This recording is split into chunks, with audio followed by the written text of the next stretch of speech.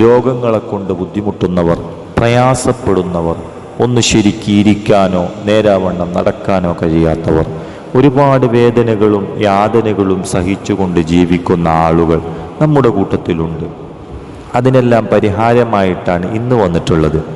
എന്തെല്ലാം രോഗങ്ങൾ, വാദസംബന്ധമായ രോഗങ്ങൾ, കൈകാല് വേദന, മുട്ടുവേദന, നടുവേദന, ഇതിനെല്ലാം ശമനം കിട്ടാൻ വേണ്ടി നല്ല പവർഫുള്ളായ ഒരു ഇസ്ലാമിക ഒറ്റമൂലിയാണ് ഇനി പറയാൻ പോകുന്നത്.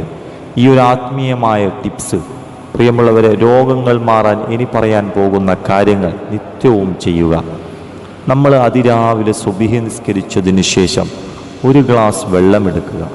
ശേഷം വിശുദ്ധ ഖുർആനിലെ 98-ാം അധ്യായം വെറും 8 ആയത്തുകൾ മാത്രമുള്ള സൂറത്തുൽ ബയ്യിന, ലം യകുനിൽ ലദീന കഫറു എന്ന് വരുന്ന ഇങ്ങനെ തുടങ്ങുന്ന സൂറത്ത് ഓതി മന്ത്രിച്ച് വെള്ളത്തിൽ ഊതി വെറും വയറ്റിൽ കുടിക്കുക.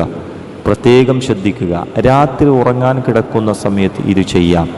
ഇങ്ങനെ ചെയ്താൽ നമ്മുടെ രോഗങ്ങളെല്ലാം മാറിക്കിട്ടുകയും ഇതിനോടൊപ്പം സൂറത്ത് യാസീനിലെ 78, 79 ഈ 2 ആയത്തുകൾ 3, 7, 11 പ്രാവശ്യം ഓതി സൂറത്തുൽ ബയ്യിന മന്ത്രിച്ച് കുടിക്കുന്നതോടൊപ്പം ഈ ആയത്തും കൂടി അതിനോടൊപ്പം ചേർക്കുക.